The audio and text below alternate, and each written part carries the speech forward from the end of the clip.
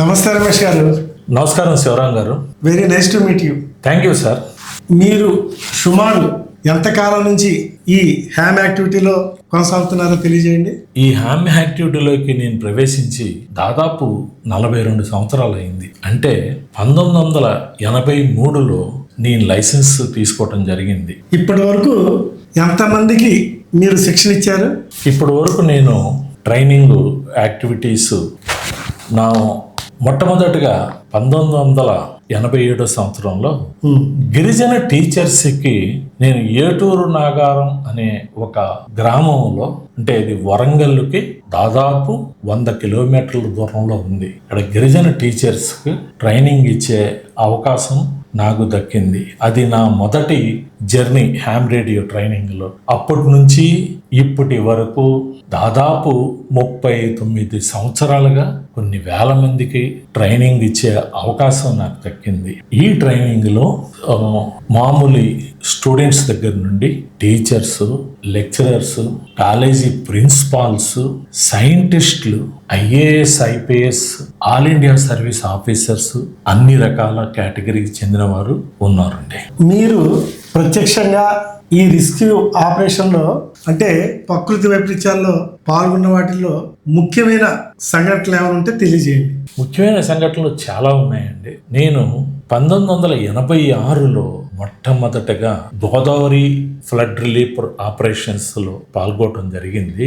అప్పుడు ఈ రోజు ఉన్నట్లుగా ఎటువంటి సెల్ కమ్యూనికేషన్ వ్యవస్థ లేదు. కేవలం తీగల మీద నడిచే టెలిఫోన్స్ మాత్రమే పనిచేస్తున్నాయి. అప్పుడు ఈ టెలిఫోన్స్ స్తంభాలు, తీగలు మొత్తం కూడా గోదావరి వరద మట్టంలో మునిగిపోవటం సంభవించింది. అప్పుడు మమ్మల్ని అక్కడికి పిలిపించడం జరిగింది. National institute of amateur radio వారి పిలుపు మేరకు మేము అక్కడికి వెళ్ళి కమ్యూనికేషన్ ఇవ్వటం, చాలా అద్భుతమైన కమ్యూనికేషన్ ఇవ్వటం జరిగింది. ప్రతిదీ కూడా హ్యామ్ రేడియో మీద నడిచింది. ఆ రోజున హెలికాప్టర్లు కావాలి అంటే పొద్దున ఇన్ఫర్మేషన్ ఇచ్చేటప్పటికి 2 గంటల్లో హైదరాబాద్ బేగంపేట నుంచి బయలుదేరిన విమానాలు కొత్తగూడెం, భద్రాచలం ఈ ప్రాంతాలకు చేరుకుని వారి సేవలు అందించడం జరిగింది. ఆ రోజుల్లో ఈ రిలీఫ్ అండ్ రెస్క్యూ ఆపరేషన్స్ చాలా గణనీయమైన పేరుని తీసుకొచ్చినాయి. ప్రభుత్వం దగ్గర, ప్రజల దగ్గర నుంచి ఎన్నో అనుభవాలు. అప్పటి నుంచి ఇప్పటి వరకు ఎన్నో రకాల యాక్టివిటీస్, పర్టికులర్గా ఈ డిజాస్టర్ మేనేజ్మెంట్ సంబంధించిన యాక్టివిటీస్లో పాల్గొనడం జరిగింది. అందులో ఇంకా చెప్పాలంటే ఒరిస్సా సూపర్ సైక్లోన్, అంటే మేము అందించే ఈ సేవలు కేవలం మన ఆంధ్రప్రదేశ్కి మాత్రమే పరిమితం కాకుండా జాతీయ వ్యాప్తంగా పొరుగు రాష్ట్రాల్లో కూడా సేవలు అందించడం. సూపర్ సైక్లోన్ సందర్భంగా 1999 సంవత్సరంలో ఒరిస్సాలోని 10 జిల్లాలు మొత్తం ఎఫెక్ట్ అయ్యి కమ్యూనికేషన్ వ్యవస్థ అంతా కూడా చిన్నాభిన్నం అయిపోయినప్పుడు ఈ హ్యామ్ రేడియోస్ తీసుకువెళ్ళి అద్భుతమైన సేవను అందించడం ద్వారా అప్పటి ఒరిస్సా ముఖ్యమంత్రి గిరిధర్ గొమ్మంగ గారు, అదేవిధంగా అప్పటి కేంద్ర మంత్రి నవీన్ పట్నాయక్ గారు, తదుపరి ఆయన ఒరిస్సా రాష్ట్రానికి ముఖ్యమంత్రిగా కూడా వ్యవహరించారు. అద్భుతమైన సేవలు అందించడం ద్వారా ప్రజలు మరియు ప్రభుత్వం వారి ప్రశంసలు పొందటం జరిగింది.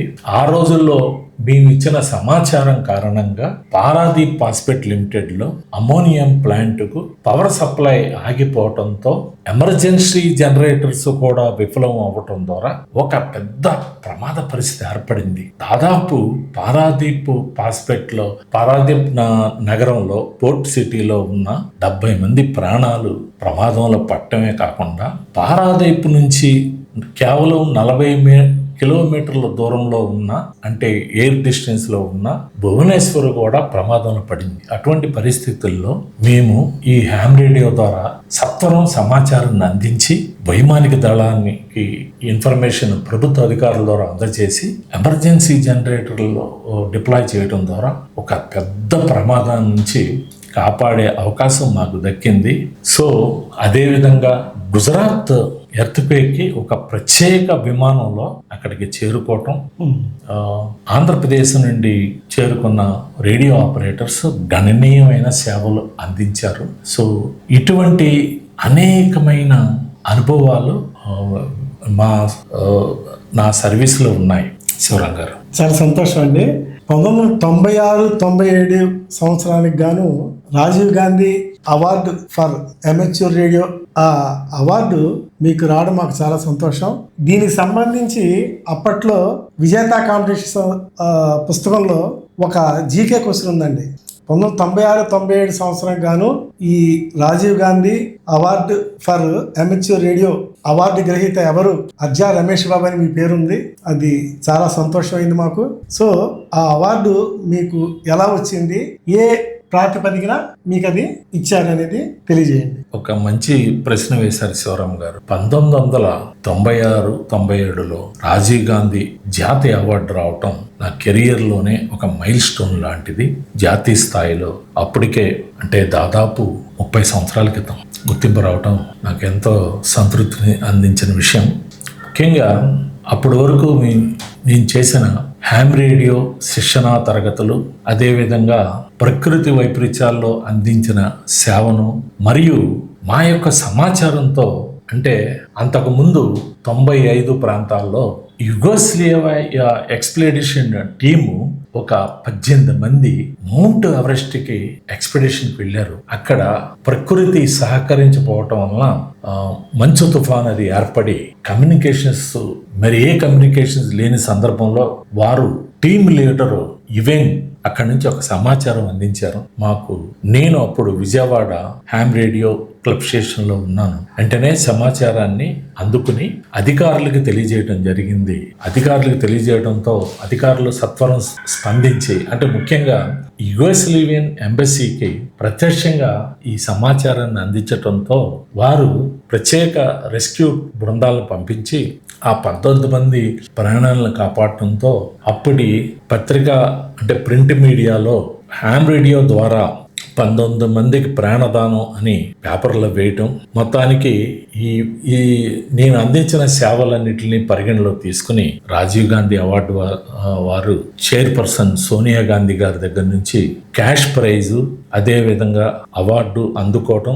ఇప్పుడు మీరు చెప్తున్నారు కదండి, జీకే జనరల్ నాలెడ్జ్ భాగం క్వశ్చన్స్లో భాగంగా నా పేరు రావటం మరింత సంతోషాన్ని ఇచ్చింది. మరింత మందికి ఈ హ్యామ్ రేడియో గురించి తెలిసే అవకాశాన్ని ఇచ్చింది. చాలా సంతోషం అండి.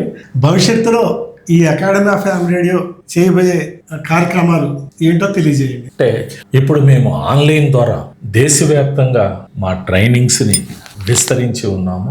ఢిల్లీ నుంచి ఇటు అన్ని ప్రాంతాల నుంచి కూడా ముఖ్యమైన నగరాలు ఢిల్లీ, ముంబై, చెన్నై మరియు కోయంబత్తూర్, హైదరాబాద్, విశాఖపట్నం అన్ని ప్రాంతాల నుంచి కూడా మా శిక్షణ కోసం ఆన్లైన్ క్లాసెస్ ద్వారా హాజరవుతున్నారు. వారందరికీ కూడా జనరల్ గ్రేడ్ ట్రైనింగ్ ఇవ్వటం ద్వారా మేము జనరల్ గ్రేడ్ పాస్ అవడానికి మేము వారికి శిక్షణ కల్పిస్తున్నాం. ఈ శిక్షణ చాలా టఫ్గా ఉంటుంది, కఠోరమైన పరిశ్రమ. అంటే నాకున్న నమ్మకం ఏంటంటే హార్డ్ వర్క్ నెవర్ ఫెయిల్స్. ఎప్పుడు కూడా మనం చేసే కఠోర పరిశ్రమ ఎప్పటికీ విఫలం కాదు, దానికి తగిన సత్ఫలితాన్ని ఇస్తుంది. అనేక మంది చెప్పేది ఏంటంటే జనరల్ గ్రేడ్ పాస్ అవటం చాలా కష్టం, ఎక్కడా కూడా అవ్వట్లేదు, ఉత్తీర్ణులు అవ్వట్లేదు అని చెప్తున్నారు. కానీ మా దగ్గర క్వాలిఫై అయ్యేవాళ్ళు కఠినమైన పరిశ్రమ. అంటే ఆశ్చర్యకరమైన విషయం ఏంటంటే గత బ్యాచ్లో ఇస్రో నుంచి ఒక శాస్త్రవేత్త, Gaganyaan deputy director doctor Senthil Kumar గారు హాజరయ్యారు. ఆయన విచిత్రంగా పొద్దున్న 5 గంటలకు ట్రైనింగ్ కావాలని చెప్పి అడిగినప్పుడు వెంటనే దానికి అంగీకరించి ఆ టైంలో ఎవరు వస్తారు ట్రైనింగ్ అనుకున్నాను. మిగతా వారు కూడా వారిని చూసి ప్రేరణ పొంది పొద్దున్న 5 గంటలకు 4 గంటలకే కాలకృత్యములు తీర్చుకుని 5 గంటలకు రావటం చాలా విచిత్రమైన విషయం. ఆంటోనీ గారు మొదలగు సీనియర్ సిటిజన్స్ ఉత్సాహంతో పనిచేశారు. దానికి ఫలితం వాళ్ళు పొందబోతున్నారు. తప్పకుండా వారందరూ కూడా ఎగ్జామ్స్లో అత్యధిక సంఖ్యలో, అంటే దాదాపు అందరూ కూడా క్వాలిఫై అవుతున్నారు. ఒక అద్భుతమైన విజయాన్ని అకాడమీ ఆఫ్ హ్యామ్ రేడియో సొంతం చేసుకుంటుంది. ముఖ్యంగా భవిష్యత్తులో అనేక ఆలోచనలు ఉన్నాయి. ఈ యొక్క శిక్షణా తరగతులను సెంట్రల్ డిజాస్టర్ మేనేజ్మెంట్లో కూడా ఇవ్వాలి అని వారితో కూడా సంప్రదింపులు జరుపుతున్నాము. అదేవిధంగా Indian space space research organisation వారితో కూడా కంట్రోలర్ గోవిందరాజ్ ఐఏఎస్ గారితో మాట్లాడటం జరిగింది. ఆల్రెడీ ఇస్రో నుంచి వచ్చిన ఒక సైంటిస్టు ట్రైనింగ్ పొందటం, వారు జనరల్ గేడ్ పాస్ అవటానికి ట్రైనింగ్ పొందటం, వారు విజయవంతంగా ఎగ్జామ్ రాయటం జరిగింది. దీంతో మరింత విశ్వాసం కలిగి మరింత మంది ఇస్రో నుంచి కూడా సైంటిస్టులు ఈ ట్రైనింగ్లో చేరతారని, అదేవిధంగా మాకు అక్కడ ఈ ట్రైనింగ్ ఇచ్చే అవకాశాన్ని కల్పిస్తారని ఆశిస్తున్నాం. అదేవిధంగా అనేకమైన యూనివర్సిటీలు, ఐఐటీలకు కూడా మేము లెటర్లు రాస్తున్నాము. అక్కడికి కూడా వెళ్ళి మేము ఈ ట్రైనింగ్ ఇవ్వాలి అనుకుంటున్నాము. గతంలో కూడా విష్ణు ఇంజనీరింగ్ కాలేజెస్ వెళ్ళి అక్కడ క్యాంప్ చేసి విజయవంతంగా ట్రైనింగ్ ఇవ్వటం జరిగింది. దానికి ఉత్తేజత పొందిన అక్కడ head of the department professor Padma Sahani గారు మరియు డాక్టర్ చెల్లారాం గారు, డాక్టర్ హనుమంతరావు గారు, వీరందరూ కూడా అక్కడ ఒక స్పేస్ క్లబ్, స్పేస్ సెంటర్ లాంటిది 1,50,00,000 గ్రాంట్స్తో ఏర్పాటు చేసి విద్యార్థుల్ని వారు హ్యామ్ రేడియో పట్ల అభిరుచి కలగజేస్తున్నారు. అదేవిధంగా Lal Bahadur Shastri national academy of administration ముస్సోరీలో కూడా మేము దాదాపు 4 రోజుల పాటు ఉండి అనేక బ్యాచెస్కి ఐఏఎస్, ఐపీఎస్ మరియు ఇతర ఆల్ ఇండియా లెవెల్ అధికారులకి హ్యామ్ రేడియో శిక్షణ ఇవ్వటం జరిగింది. అదేవిధంగా ఇంకా మా భవిష్యత్తులో మాకున్న అనుభవాన్ని బట్టి నేషనల్ లెవెల్లో ఒక డిజాస్టర్ టీమ్ లాంటిది అకాడమీ ఆఫ్ హ్యామ్ రేడియో తరపున ఏర్పాటు చేసి మా ద్వారా ఇప్పటికే శిక్షణ పొందిన వారు 100ల సంఖ్యలో ఉన్నారు, 100,000 సంఖ్యలో.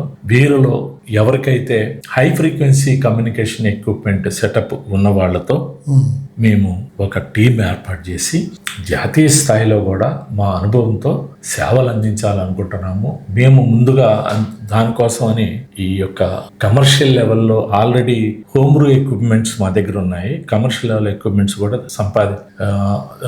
తెచ్చుకోవటానికి మేము సన్నద్ధం రెడీ అవుతున్నాము. ఇవన్నీ కూడా మేము ఒకసారి రెడీ అయిన తర్వాత మిగతా వారిని అందరినీ సంప్రదించి ఈ టీంని రెడీ చేసి మా యొక్క సేవలు, అకాడమీ ఆఫ్ హ్యామ్ రేడియో సేవలను దేశవ్యాప్తంగాను అవసరమైతే పొరుగు దేశాల వరకు కూడా, అంటే బంగ్లాదేశ్, శ్రీలంక, నేపాల్ ఇటువంటి దేశాలకు కూడా ఇవ్వాలనే ఒక ఉద్దేశం మాకుంది. పరిస్థితి మాకు అనుకూలంగా ఉండి ప్రభుత్వం మా సేవలను ఉపయోగించుకున్నట్లయితే. చాలా ధన్యవాదాలు సార్ రమేష్ గారు. ధన్యవాదాలు.